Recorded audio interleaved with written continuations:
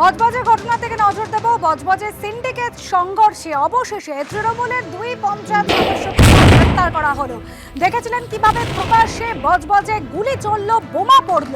43 জন, মোট 43 জনের বিরুদ্ধে এফআইআর দায়ের করা হয়েছিল। তাদের মধ্যে 10 জনকে গ্রেফতার করা হয়েছিল। আর এবার তৃণমূলের 2 পঞ্চায়েত সদস্য গ্রেফতার। পার্থপ্রতিম ঘোষ আমাদের প্রতিনিধি রয়েছেন আমাদের সঙ্গে টেলিফোন লাইনে। পার্থপ্রতিম, তৃণমূলের 3 জনের নামে অভিযোগ দায়ের হয়েছিল, কেন তাদের খোঁজ পাওয়া যাচ্ছিল না এই নিয়ে প্রশ্ন উঠেছিল। অবশেষে 2 জন গ্রেফতার। দেখো, অবশ্যই 2 জন গ্রেপ্তার হলো। পুলিশের তরফ থেকে বলা হচ্ছিল যে তারা বাড়িতে কেউ ছিল না, তাদের বাড়িতে অভিযান চালালো, তাদেরকে খুঁজে পাওয়া যাচ্ছিল না।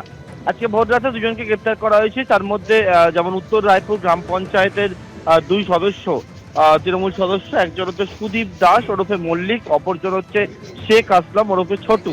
এই 2 জনকে গ্রেপ্তার করা হয়েছে। তুমি জানো যে গত 12 তারিখ সিন্ডিকেটের 2টি গ্রুপের মধ্যে লড়াই, এবং সেই লড়াইকে কেন্দ্র করে রণক্ষেত্রের চেহারা নেয়, বোমাবাজি গুলি সবটাই চলে। এই চায়ের যে গোডাউন, সেই চায়ের গোডাউনের যে কারা নির্মাণ সরঞ্জাম সাপ্লাই দেবে সেইটাকে কেন্দ্র করেই এই বিবাদ, এবং সেই বিবাদ এমন জায়গায় পৌঁছায় যে গোলাগুলি প্রকাশ্যে দেখা যায়।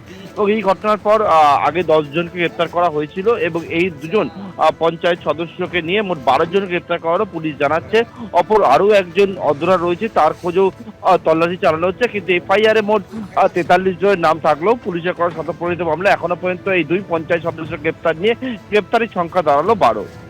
ধন্যবাদ পার্থপ্রতিম। রিজেন্ট পার্কে যে ডাকাতির অভিযোগ উঠেছিল সেই ঘটনা সামনে রাখবো। সেই ডাকাতির অভিযোগের ঘটনায় অভিযোগকারী মহিলা এবং আরও 2 জনকে গ্রেফতার করেছে পুলিশ। পুলিশ সূত্রে খবর, ওই অভিযোগকারিণী মহিলা তিনি ভুয়ো খবর দিয়েছিলেন, মিথ্যে খবর ফেটেছিলেন, এবং সেই কারণে তাকে এবং তার 2 আত্মীয়কে গ্রেফতার করা হয়েছে। আমাদের প্রতিনিধি আবির দত্ত আমাদের সঙ্গে রয়েছেন সরাসরি। আবির, ওই অভিযোগকারী মহিলা তিনি কিন্তু বলেছিলেন যে সোনার গয়না লুট করা হয়েছে, দুষ্কৃতীরা এসে তাকে ভয় দেখিয়ে। সমস্ত অভিযোগ তাহলে মিথ্যা?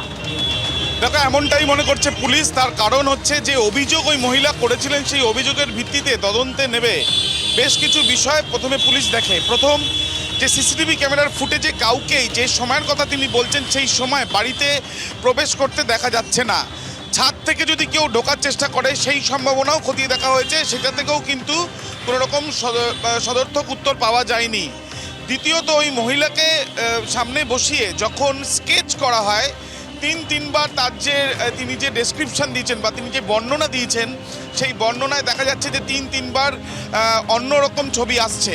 এরপর তদন্তকারী আধিকারিকরা তার ব্যাকগ্রাউন্ড খতিয়ে দেখেন, এবং খতিয়ে দেখতে গিয়ে জানতে পারেন যে তার যে মা, তার কাছ থেকে তিনি প্রায় 6 লক্ষ টাকা পেতেন, মা পেতেন ওই অভিযোগকারীর কাছ থেকে। এবং সেই যে টাকা নিয়ে একটা বিবাদ ছিল বা টাকা লেনদেন নিয়েও একটা সমস্যার সম্মুখীন হয়েছিলেন ওই মহিলা।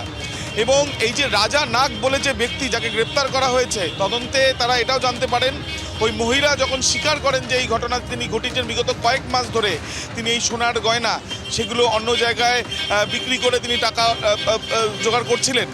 সেই ক্ষেত্রে এই যে রাজা নাগ, সে তার পরিচয় জামাইবাবু, এবং সেই রাজা নাগ সেদিনকে সন্ধেবেলা এসে ওই মহিলার হাত বেঁধে দেন, এবং তারপরে এই সোনার গয়না যেগুলো প্রায় 150 গ্রাম সেই সোনার গয়না, সেখান থেকে সোনার গয়নার কিছু কিছু পার্ট সেগুলো সেখান থেকে নিয়ে নেয়, এবং নিয়ে সেগুলো কয়েক মাস ধরেই সেখান থেকে টাকা নিজেদের কাছে রাখছিল।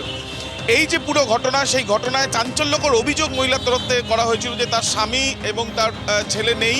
সেই সময় 2 জন ব্যক্তি মুখে মাস্ক পরে তারা ভেতরে ঢোকে, এবং তারপর ঢোকার পরে তার হাত বেঁধে দেয়, ধারালো অস্ত্র দেখানো হয়, তাকে ধাক্কা মারা হয়, এবং তারপরে আলমারি থেকে গয়না চুরি করে নিয়ে যাওয়া হয় বা গয়না লুট করা হয়।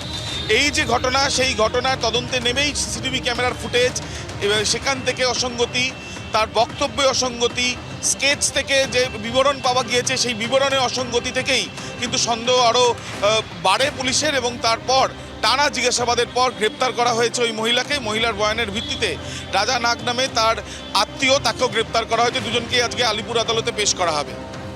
ধন্যবাদ আবির।